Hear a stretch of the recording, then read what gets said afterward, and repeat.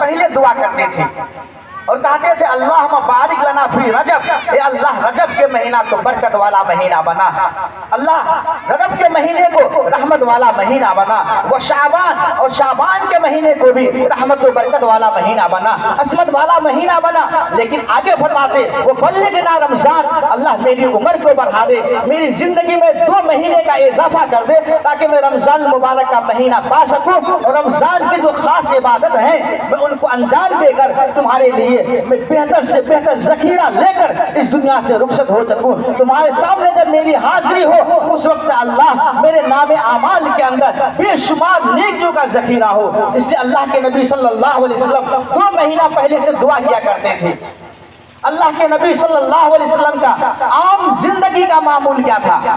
اللہ کے نبی صلی اللہ علیہ وسلم بقیہ 11 مہینوں کے اندر جو دعا کرتے تھے اللہ کے نبی اس طریقے سے دعا کرتے تھے، اللہم احینی ما کانت الحیات خیرا لی، اللہم احینی ما کانت الحیات خیرا لی وتوفنی اذا کانت الوفات خیرا لی۔ اے اللہ جب تک میری زندگی میں خیر ہے، بھلائی ہے، جب تک میرا زندہ رہنا بہتر ہے مجھے زندہ رکھ، اور جس دن میری زندگی سے خیر ختم ہو جائے اور موت میرے لیے بہتر ہو مجھے موت دے دے، مجھے اس دنیا سے اٹھا لے۔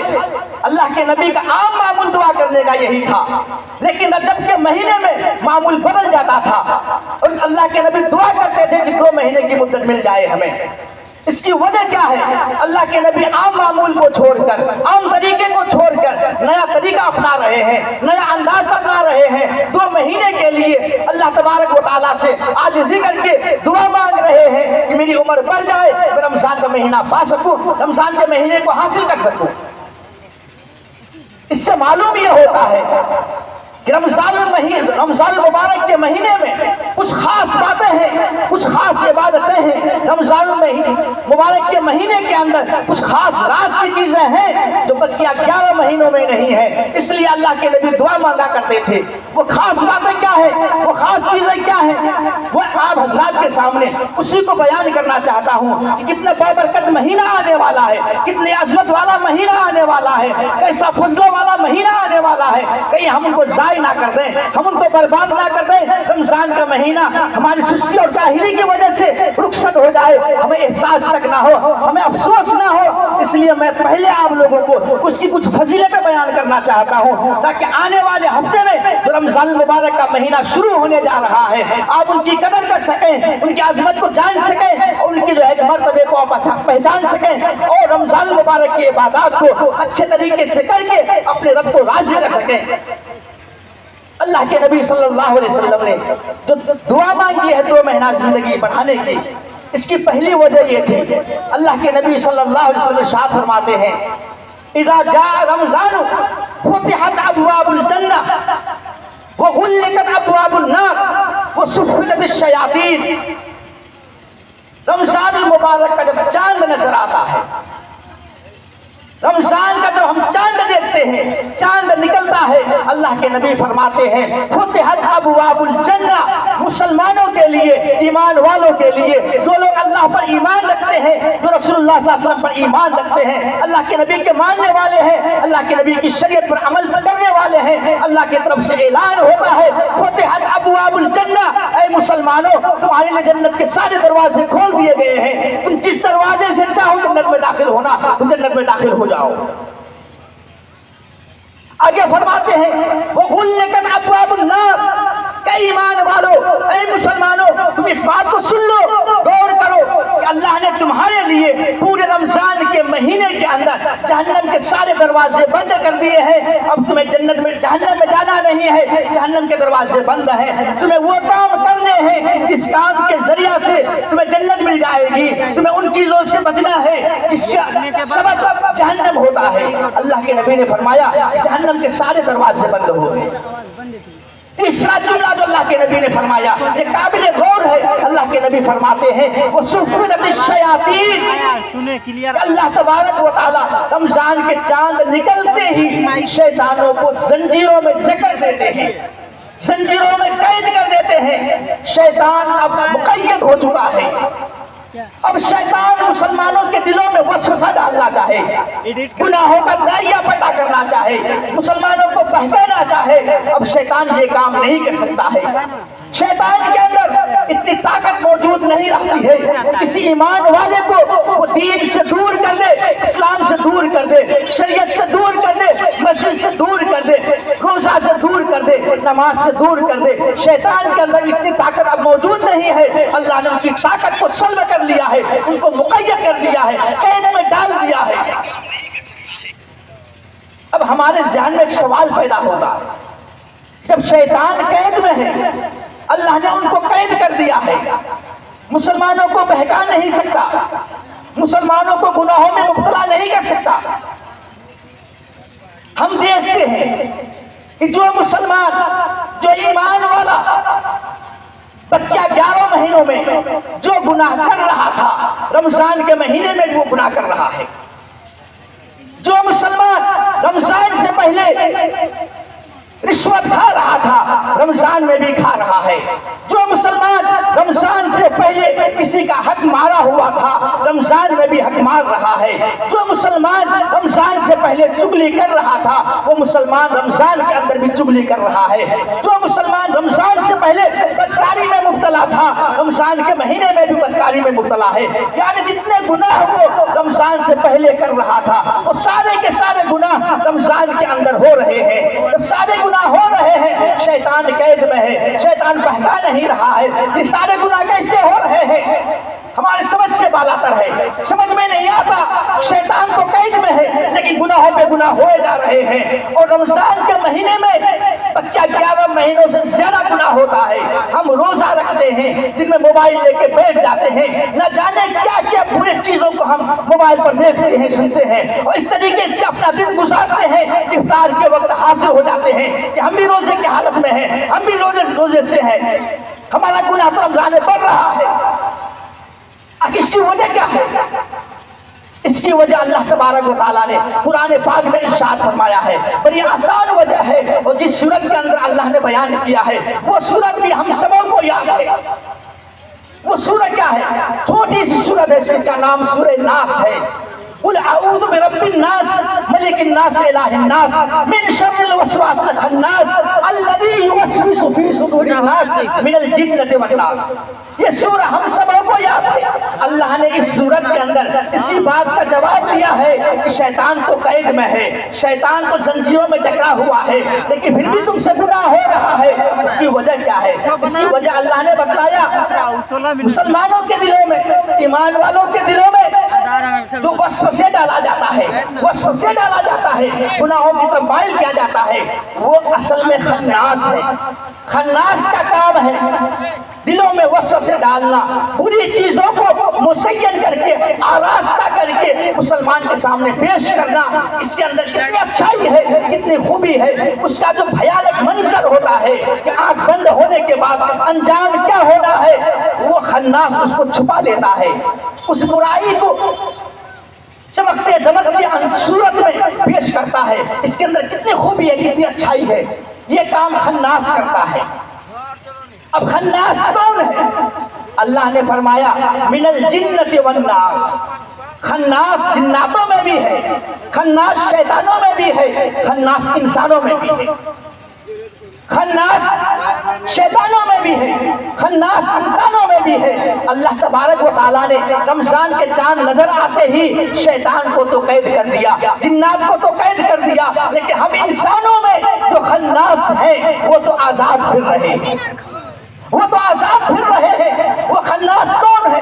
وہ خناس وہ لوگ ہیں، وہ ایمان والے ہیں، وہ مسلمان کہلانے والے ہیں، جو اپنے آپ کو مسلمان کہلاتے ہیں، اپنے آپ کو ایمان والے کہلاتے ہیں، لیکن ان کی زندگی شریعت سے بہت دور ہے، اسلام سے بہت دور ہے، دین سے بہت دور ہے۔ مسلمان گھر میں پیدا ہونے کی وجہ سے وہ اپنے آپ کو مسلمان کہہ رہا ہے، لیکن ان کی زندگی سر سے لے کے پاؤں تک گناہوں کے دلدل میں ڈوبی ہوئی ہے۔ وہ انسان رمضان کے مہینے میں آزاد ہے، وہ آپ کے پاس آتا ہے، آپ کو کہتا ہے رمضان کا مہینہ ہے، اللہ تعالیٰ اللہ کو معاف کرنے والا ہے. ابھی زندگی بہت بچی ہے, بوڑھے ہو جائیں گے, نماز پڑھیں گے, روزہ رکھیں گے, حج کریں گے, سارے گناہ معاف ہو جائیں گے. آپ کو ورگلاتا ہے, آپ کو بہکاتا ہے, آپ ان کے بہکاؤ میں آ جاتے ہیں. اور پھر کیا ہوتا ہے کہ آپ رمضان کے مہینے کے اندر بھی روزہ ڈھنگ سے نہیں رکھتے. آپ رمضان مبارک کے مہینے کے اندر بھی آپ جس طریقے سے اللہ کی عبادت کرنی چاہیے آپ نہیں کر سکتے. یہ جو بہکاوا ہو رہا ہے مسلمان خناس کی وجہ سے ہو رہا ہے. اس لیے مسلمانوں کے لیے ضرورت ہے کہ وہ عصمت والا مہینہ آنے والا ہے. آپ ان لوگوں سے اپنے آپ کو دور رکھنے کی کوشش کریں جن کی زندگی اسلام کے خلاف گزر رہی ہے, جن کی زندگی دین اور شریعت کے خلاف گزر رہی ہے, جن کا اٹھنا بیٹھنا سونا جاگنا گناہوں میں گزر رہا ہے. آپ ایسے لوگوں سے اپنے آپ کو دور رکھیں. انشاءاللہ تعالی پھر آپ کے لیے دیکھیے کتنی رحمتیں اتریں گی, کتنی برکتیں اتریں گی, کتنی عظمتیں آپ کو ملیں گی. آپ ان کا شمار نہیں کر سکتے. آپ کے تصور سے بڑھ کر اللہ تعالیٰ آپ کو عطا فرمائیں گے. تو انشاءاللہ تعالی رمضان مبارک کا مہینہ آنے والا ہے, ہم اس قدر کریں گے انشاءاللہ. تو پہلی چیز تو اللہ کے نبی نے فرمایا کہ رمضان کا چاند نظر آتے ہی جو ہوتا ہے جہنم کے دروازے بند, جنت کے دروازے کھل جاتے ہیں, شیطان کا قید کر دیے جاتے ہیں. اس کے بعد دوسری چیز کیا ہے؟ دوسری چیز کیا ہے؟ دوسری چیز یہ ہے کہ چاند دیکھتے ہی اس دن سے تراویح کی نماز شروع ہو جاتی ہے. تراویح کی نماز شروع ہو جاتی ہے اور پورے رمضان روزانہ ہر مسجد کے اندر جماعت کے ساتھ ہم 20 رکعت تراویح کی نماز پڑھتے ہیں. نہیں پڑھتے ہیں, چاہے وہ قرآن سنتے ہوں یا سورہ تراویح الگ طرح کیفیت سنتے ہیں, لیکن سنتے ضرور ہیں. یہ تراویح کی جو نماز ہے, یہ تراویح کی جو نماز ہے, اس نماز کو اللہ تبارک و تعالیٰ نے خصوصیت کے ساتھ ہم مسلمانوں کو عطا فرمایا. آپ اس کی عظمت کو نہیں جانیں گے, ان کی قدر کو نہیں جانیں گے. ایک بڑے مشہور صحابی ہے حضرت عبداللہ بن عمر رضی اللہ تعالیٰ عنہ. ان کا معمول تھا کہ جب بھی کسی قبرستان سے گزر ہوتا اپنی سواری کو روک دیتے, وہاں اتر کر 2 رکعت نفل پڑھا کرتے تھے. ان کے شاگردوں نے پوچھا کہ حضرت یہ آپ کا کیسا معمول ہے کہ جب بھی کسی قبرستان سے گزر ہوتا ہے وقت ہو یا نہ ہو آپ 2 رکعت نفل ضرور پڑھتے ہیں, اس کی وجہ کیا ہے؟ انہوں نے جواب دیا تمہیں معلوم نہیں ہے اس قبرستان کے اندر جتنے لوگ مدفون ہیں, جتنے لوگ اللہ کو پیارے ہو چکے ہیں, وہ اللہ تبارک و تعالیٰ سے عاجزی کرتے ہیں, انکساری کرتے ہیں. یا اللہ تبارک و تعالیٰ ہمیں اتنی مہلت دے دے کہ میں دنیا میں جا کر 2 رکعت نفل پڑھ سکوں. لیکن اللہ کا اصول, اللہ کا قانون یہ ہے تو اس دنیا سے ایک مرتبہ چلا گیا ان کو دوبارہ مہلت نہیں ملے گی, اس دنیا میں نہیں بھیجا جائے گا. کہ ان سے عظمت پوچھو 2 رکعت نفل کی. اللہ نے ابھی ہمیں زندگی دی ہے, ابھی طاقت دی ہے, قدرت دی ہے, قوت دی ہے, اس لیے ہم پڑھتے ہیں. اور اللہ تبارک و تعالیٰ نے رمضان مبارک کے مہینے کے اندر جو 20 رکعت تراویح دی ہے جس میں 40 سجدے ہوتے ہیں, یہ 40 سجدے 20 رکعت تراویح کی نماز آپ 11 مہینے میں پڑھنا چاہیں نہیں پڑھ سکتے. 11 مہینے میں پڑھنا چاہیں نہیں پڑھ سکتے. رمضان میں سستی اور کاہلی کر کے تراویح کو چھوڑنے والا اس بات کو غور سے سنو کہ اگر تم چاہتے ہو کہ اللہ تبارک و تعالیٰ تمہاری عظمت کو بحال کرے تو تراویح کی قدر کرو. رمضان کا مہینہ گزر گیا, پھر تراویح پڑھنا چاہو گے توفیق نہیں ہوگی, پڑھنا چاہو گے پڑھ نہیں سکتے, لاکھ جد و جہد کر لو پڑھ نہیں سکتے. اللہ تبارک و تعالیٰ نے تراویح کی نماز اس امت کے محمدیہ کو بطور تحفہ کے دیا ہے. تحفہ دیا ہے اس امت کو کہ آپ پورے سال میں جتنی نمازیں پڑھ سکتے تھے وہ ساری نماز رمضان میں بھی پڑھیے, لیکن مزید آپ کو اللہ نے تراویح کی نماز پڑھنے کی توفیق دی ہے جس کی توفیق کیا 11 مہینے میں نہیں. اسی لیے اللہ کے نبی 2 مہینہ پہلے دعا کرتے تاکہ تراویح کی نماز مل جائے. دوسری چیز یہ ہو گئی اللہ تبارک و تعالیٰ نے رمضان مبارک کے مہینے میں تراویح کی نماز رکھی ہے, بلکہ 11 مہینے میں نماز نہیں ہے. اور تیسری چیز کیا ہے تو اس مہینے میں ہے بلکہ 11 مہینوں میں نہیں ہے, وہ تیسری چیز ہے رمضان مبارک کا روزہ.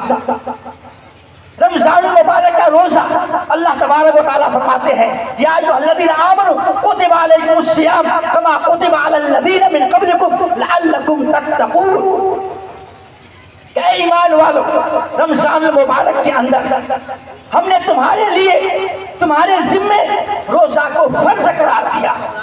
رمضان المبارک کا روزہ فرض ہے، اس طریقے سے دن میں 5 نمازیں فرض ہیں، اسی طریقے سے رمضان کے مہینے کے اندر دن کے اندر روزہ رکھنا فرض ہے۔ اتنا اہم ہے، اگر ایک روزہ چھوٹ جائے اس کی قضا کے لیے آپ پوری زندگی روزہ رکھیں، اس کے مرتبہ کو حاصل نہیں کر سکتے، اس کی فضیلت کو حاصل نہیں کر سکتے۔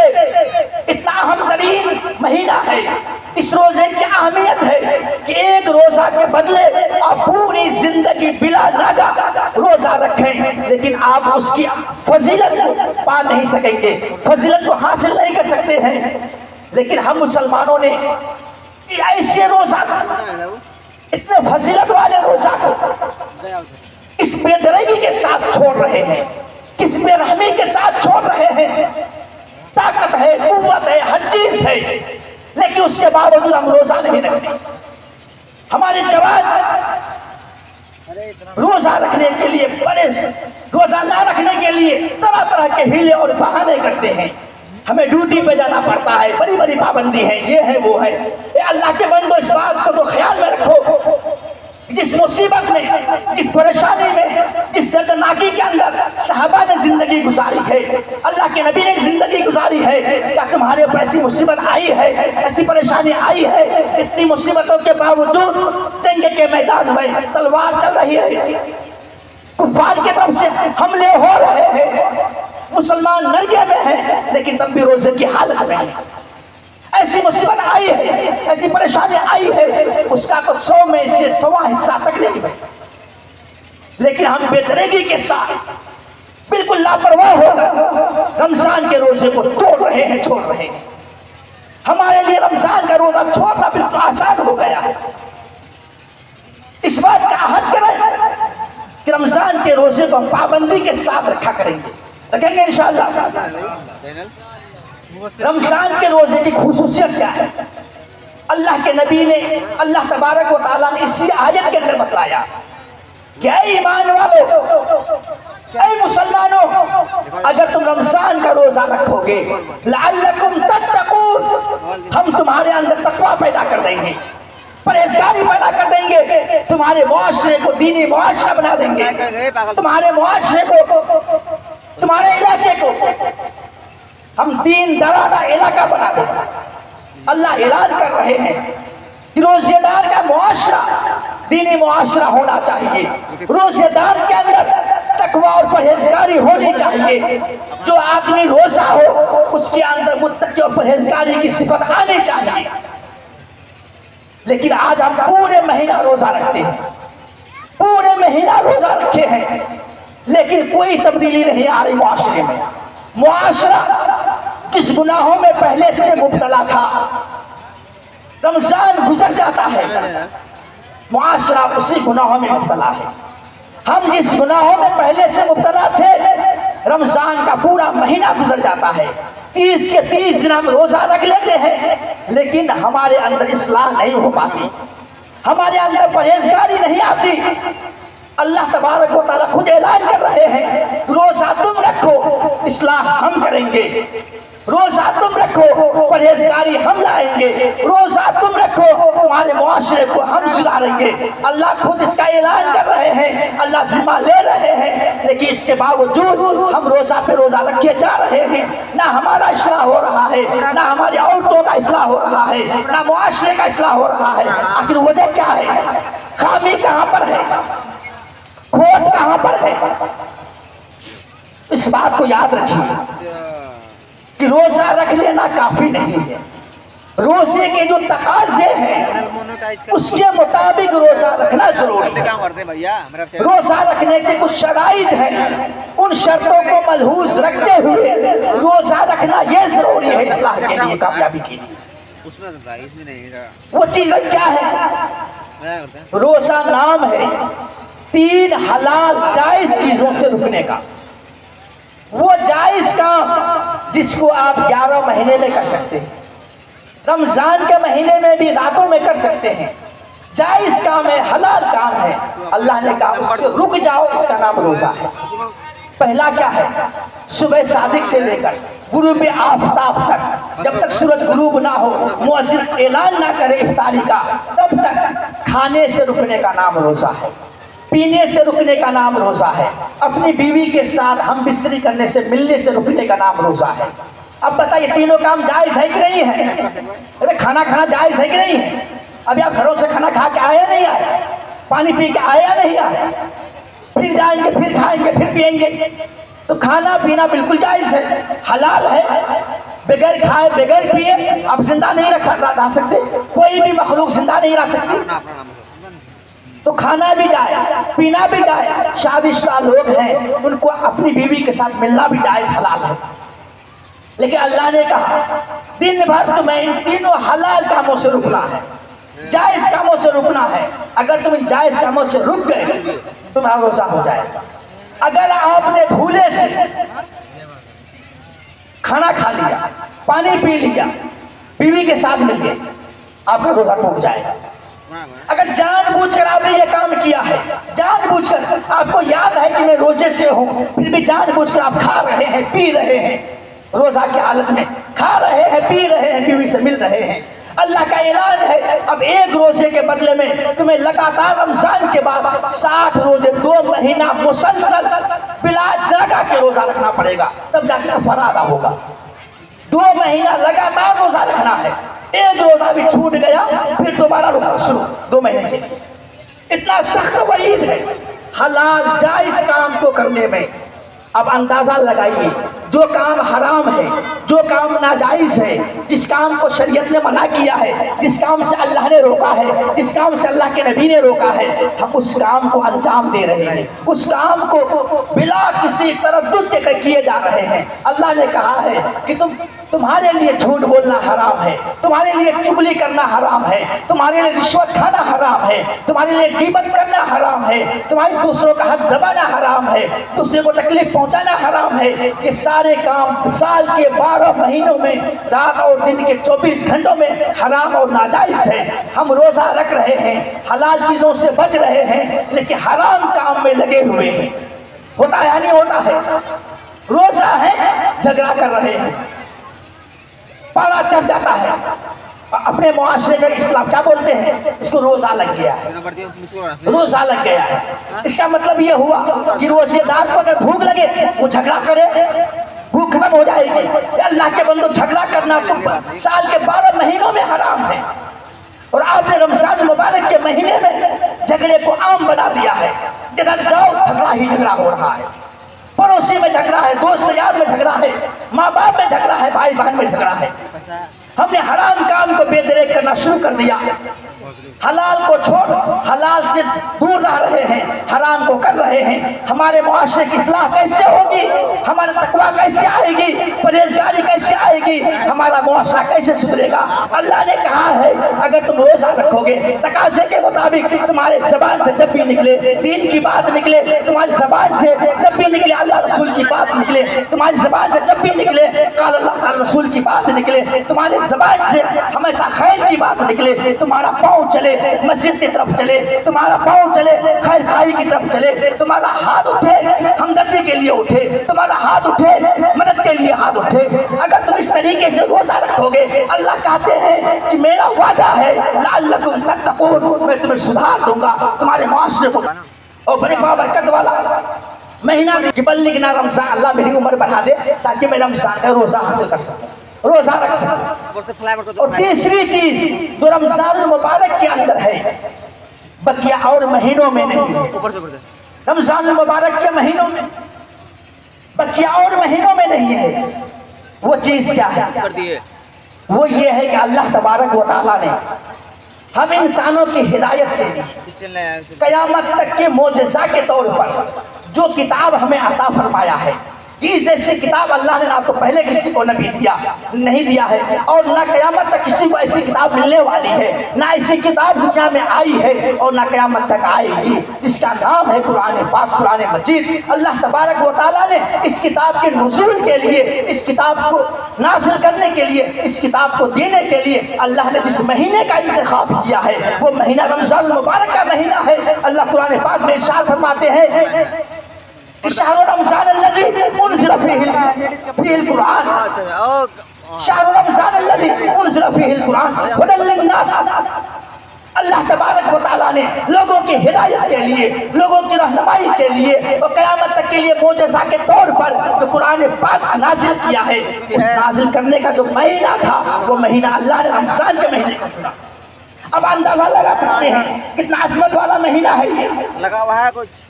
اور اللہ کے نبی صلی اللہ علیہ وسلم کا عام معمول تھا، دستور تھا، جب رمضان کا مہینہ آتا پورے سال میں جتنا قرآن پاک حضرت جبرائیل آپ پر وحی کے طور پر لاتے، اللہ کے نبی جبرائیل امین کو بلاتے، بیٹھاتے اور سناتے تھے، جس کو حفظ کے اصطلاح میں دور کہتے، دور کرنا، کہ پچھلا پڑھا ہوا سنانا۔ سال بھر میں جتنا قرآن نازل ہوتا اترتا تھا، جبرائیل امین کو بلاتے، اللہ کے نبی سنایا کرتے تھے۔ جس سال اللہ کے نبی کی وفات ہوئی، اس دنیا سے اللہ کے نبی رخصت ہوئے ہیں، اس سال اللہ کے نبی نے 2 مرتبہ قرآن سنایا، 2 دور نکالا۔ ایسا اللہ کے نبی نے کیوں کیا؟ امت کو اس بات کی تعلیم دینے کے لیے کہ اے لوگوں، اللہ نے مجھے تو بخش دیا ہے، میں بخشے بخشایا ہوں، کل قیامت کے دن مجھ سے کوئی سوال نہیں ہوگا، کوئی سوال نہیں ہوگا، میرے اعمال کے متعلق پوچھ نہیں ہوگی، میں بلا حساب و کتاب کے جنت میں جانے والا ہوں۔ لیکن اس کے باوجود میں رمضان مبارک کے مہینے میں تلاوت کرتا ہوں، تم تو گنہگار بندے ہو، گنہگار امتی ہو، تمہیں چاہیے کیا تھا کہ رمضان المبارک کے مہینے میں زیادہ سے زیادہ قرآن پاک کی تلاوت کرو۔ اس لیے رمضان المبارک کے مہینے میں تلاوت کلام اللہ کو عام کیجیے۔ جو لوگ قرآن پڑھے ہوئے ہیں کم از کم رمضان میں 1 ختم قرآن ضرور کیجیے۔ جو لوگ نہیں پڑھے ہیں، جو بھی سورتیں ان کو یاد ہے وہ ان سورتوں کو بار بار پڑھے، روزانہ پڑھے، چلتے پھرے، بیٹھے ہوئے پڑھے، سونے جائے تب پڑھے، سو کر اٹھے تب پڑھے، لیکن پڑھے۔ اور جو لوگ پڑھے ہوئے نہیں ہیں، اب وہ تو سوچتے ہوں کہ ہماری تو مزے ہیں، ہمیں تو کچھ کرنا نہیں ہے۔ جو لوگ پڑھے ہوئے ہیں وہ پڑھیں گے، ہم تو پڑھے لکھے ہیں نہیں، ہم تو آزاد ہیں، ہم آزاد پھریں گے۔ اس بات کو آپ سنیے، غور کیجئے، اللہ تبارک و تعالیٰ نے قرآن کو اتنے عظمت والا کتاب بنایا ہے، جس کا پڑھنا ثواب، جس کا دیکھنا ثواب، جس کا چھونا ثواب، جس کو ہاتھ لگانا ثواب۔ اس لیے جو لوگ پڑھے ہوئے نہیں ہیں وہ رمضان المبارک کے مہینے میں معمول بنا لے کہ ایک وقت وضو کر کے قرآن پاک کو کھول کر اپنے سامنے رکھیں گے، سینے سے لگائیں گے، ان کا بوسہ دیں گے، قرآن پاک کھولیں گے، اپنے ہاتھوں کو ہاتھوں کی انگلی سے، شہادت کی انگلی سے سطروں پر انگلی پھیرتے جائیں گے اور دل کے اندر اس بات کو لازم پکڑیں گے، اس دل میں یہ خیال جمائیں گے کاش میں بھی قرآن پڑھا ہوتا تو میں بھی اس کو پڑھتا، اور دل میں ساتھ میں یہ بھی سوچے کہ اللہ نے جو لکھا ہے وہ بالکل صحیح ہے، جو لکھا ہے بالکل صحیح ہے، انگلی پھیرتا جائے اور الٹاتا جائے، انشاءاللہ ان کو بھی قرآن پڑھنے کا ثواب ملے گا۔ اس عظیم الشان مہینہ ہے یہ عظمت والی کتاب ہے، دیکھنے پر ثواب ہے، چھونے پر ثواب ہے، پڑھنے پر ثواب ہے۔ اس لیے انشاءاللہ جو پڑھے لکھے ہیں وہ قرآن پاک کی تلاوت کریں گے انشاءاللہ، اور جو پڑھے لکھے نہیں ہیں وہ قرآن کھول کر ایک وقت بنا لیجئے، ایک وقت متعین کر لیجئے، وضو کریں گے، قرآن پاک کو لیں گے، چومیں گے، سینے سے لگائیں گے، کھول کر انگلی پھیریں گے اور تمنا کریں گے کاش ہم بھی پڑھے ہوتے، ہم نہیں پڑھے اپنے اولاد کو پڑھائیں گے، کریں گے انشاءاللہ۔ تو اللہ تبارک و تعالیٰ نے اس عظمت کے ساتھ اس مہینے کو اتارا ہے، رمضان کے مہینے۔ ہم کتنی بے قدری کر رہے ہیں۔ پھر اللہ کے نبی صلی اللہ علیہ وسلم نے فرمایا کہ رمضان المبارک کے اندر اللہ تبارک و تعالیٰ نے ایک رات رکھی ہے جس کو ہم بولتے ہیں شب قدر۔ شب قدر بولتے ہیں، ایک رات رکھی ہے اللہ تبارک و تعالیٰ نے، اتنا عظمت والی رات ہے یہ جن کا آپ تصور نہیں کر سکتے۔ پچھلی امتوں میں ایک آدمی کی عمر 1000 سال ہوا کرتی تھی، 900 سال عمر ہوا کرتی تھی، 500 سال، 400 سال، 200 سال عمر ہوا کرتی تھی۔ اور ایسے ایسے لوگ گزرے ہیں جنہوں نے ہزار سال تک اللہ کی عبادت کی، اللہ کی بندگی کی ہے، اللہ کی ریاضت کی ہے، اللہ کو خوش کرنے کے لیے، اللہ کو راضی کرنے کے لیے کام کیا ہے۔ جب یہ امت آئی، امت محمد صلی اللہ علیہ وسلم، اس کی عمر کیا ہے؟ اوسطاً 60 سال 70 سال، کیونکہ جس نبی کی ہم ماننے والے ہیں، ہمارے نبی کی عمر ہوئی ہے 63 سال، تو ہم امتیوں کی عمر بھی اتنی ہی ہوگی، کم و بیش تھوڑی بہت۔ اللہ تبارک و تعالیٰ نے ہمیں عمر دی ہے۔ اب ہمارے کچھ صحابہ کے دلوں میں خیال آیا کہ پچھلی امتی نے 1000 سال اللہ کی عبادت کی، 500 سال اللہ کی عبادت کی، 200 سال اللہ کی عبادت کی، ان کا مرتبہ تو بلند ہو گیا، ہماری عمر کم ہے، ہم نے 20 سال عبادت کی، 40 سال عبادت کی، 60 سال عبادت کی۔ عبادت کے مطابق ہی اللہ کے دربار میں فیصلہ ہوگا، کیونکہ اصول اور ضابطہ ہے، اجورکم اعمالکم، جتنے کام کرو گے اتنا بدلہ ملے گا۔ جس نے 1000 سال عبادت کی ان کو اجر ملے گا 1000 سال کا، جس نے 1 سال عبادت کی ان کو اجر ملے گا 1 سال کا۔ اب یہ امت محمدیہ بڑے پریشان ہوئے تو اللہ کی طرف سے ایک سورت نازل ہو گئی، جس میں اللہ تبارک و تعالیٰ نے کہا کہ تمہیں پریشان ہونے کی ضرورت نہیں ہے، تمہیں فکر مند ہونے کی ضرورت نہیں ہے۔ اللہ کہتے کہ ہم نے تم کو ایک رات دی ہے، اِنَّا أَنزَلْنَاهُ فِي لَيْلَةِ الْقَدْرِ، ایک رات ہم نے تم کو دی ہے۔ یہ رات 1000 مہینوں سے افضل ہے، 1000 مہینوں سے افضل ہے۔ اس رات کو اللہ تبارک و تعالیٰ نے رمضان کے اندر رکھا، رمضان کے آخری عشرے میں رکھا۔ میں اپنی بات کو ختم کرنے جا رہا ہوں جلدی۔ اللہ نے اس رات کو رمضان کے آخری عشرے میں رکھا ہے۔ آخری عشرے کا مطلب کیا ہے؟ جب آپ کا 20 روزہ ہو جائے گا، 20 روزہ ہو جائے گا، اب رات آئے گی نا، تراویح پڑھنے جائیں گے، افطار کا وقت ہوگا، وہ 21ویں کی رات ہے۔ اس رات سے لے کر 29ویں کی رات تک، 21، 23، 25، 27، 29، یہ 5 رات ہے۔ اس 5 رات میں سے کسی رات کے اندر اللہ نے شب قدر کو رکھا ہے۔ اللہ فرماتے ہیں اگر تم اس رات میں عبادت کرو گے تمہیں 1000 مہینہ یعنی 83 سال تک عبادت کرنے کا ثواب ملے گا۔ اندازہ لگا 83 سال تک۔ اب ہم کرتے کیا ہے؟ بالکل ضائع کر دیتے ہیں۔ جلدی میں بتلانا چاہتا ہوں آپ کو کرنا کیا ہے۔ آپ کو کرنا کیا ہے؟ بالکل آسان کام ہے۔ 21ویں کی رات، 23ویں کی رات، 25ویں کی رات، 27ویں کی رات، 29 کی رات، 5 راتوں میں آپ کو چند کاموں کا اہتمام کرنا ہے کہ جب آپ سونے کے لیے جائیں